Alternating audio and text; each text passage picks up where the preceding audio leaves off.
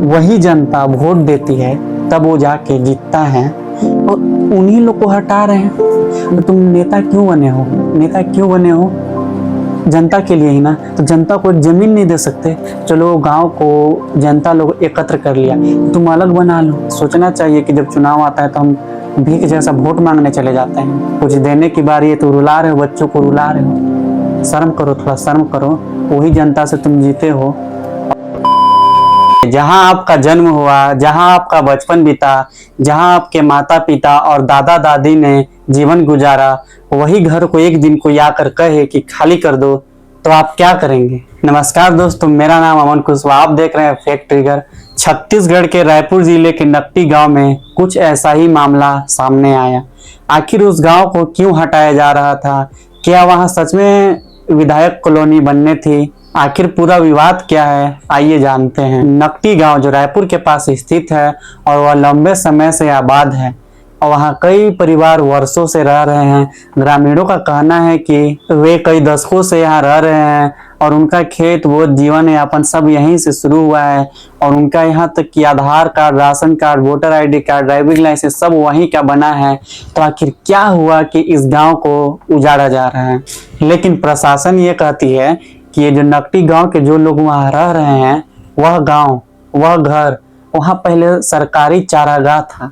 मतलब गाय लोग का वहाँ चारागाह का आवास आया गया था, मतलब वो सरकारी चारागाह का वहाँ बनने वाला था, पर वो नहीं बना। का ये भी कहना है कि इस जमीन पर अतिक्रमण हुआ था, इसलिए इसे हटाने की कार्रवाई की जा रही है। रिपोर्टों के अनुसार साल 2025 में भी नोटिस दिए गए थे, पर विरोध के वजह से कार्यवाही आगे नहीं की गई। इसके बाद 25 जून 2026 को बेदखली के नोटिस जारी किए गए।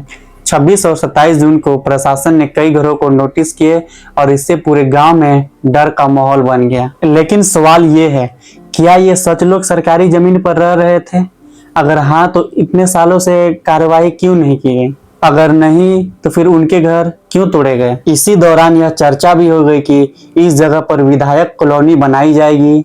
हालांकि प्रशासन का कहना था कि कार्यवाही केवल सरकारी जमीन खाली कराने को की जा रही है। ग्रामीणों का कहना है कि अगर वह घर तोड़े गए तो उनके पास रहने का कोई जगह नहीं बचेगी। महिलाएं, बुजुर्ग और कई छोटे छोटे बच्चे इसी घर में रहते थे और कई लोगों का कहना है कि उन्हें पहले कहीं रहने की व्यवस्था दी जाए, तब यह घर तोड़ी जाए। मामला बढ़ने के बाद कई जनप्रतिनिधियों ने भी इस पर प्रतिक्रिया दी।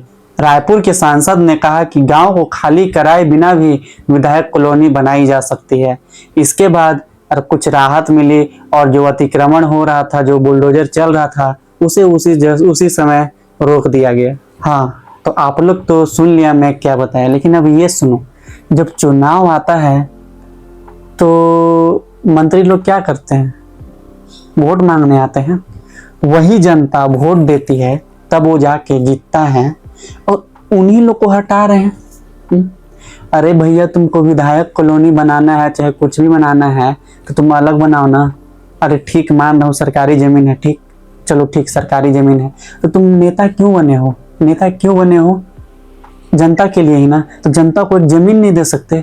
चलो गांव को जनता लोग एकत्र कर लिया, तो तुम अलग बना लो, कहीं रोड के किनारे बना दो सरकारी आवास, जहाँ खाली जमीन है वहां बना लेते। तो मतलब ठीक है, चलो भाई, प्रशासन वो कर दी, लेकिन ऊपर से ऑर्डर आया होगा तभी प्रशासन की, पुलिस प्रशासन तभी की, नहीं तो पुलिस लोग का तो भाई काम है ना करना। लेकिन मैं मंत्रियों से, नेताओं से पूछना चाहता हूँ कि आप लोग तो सोचना चाहिए कि जब चुनाव आता है तो हम भीख जैसा वोट मांगने चले जाते हैं, लेकिन अब कुछ देने की बारी है तो रुला रहे हो, बच्चों को रुला रहे हो। शर्म करो, थोड़ा शर्म करो। वही जनता से तुम जीते हो और ऐसे कर रहे हो।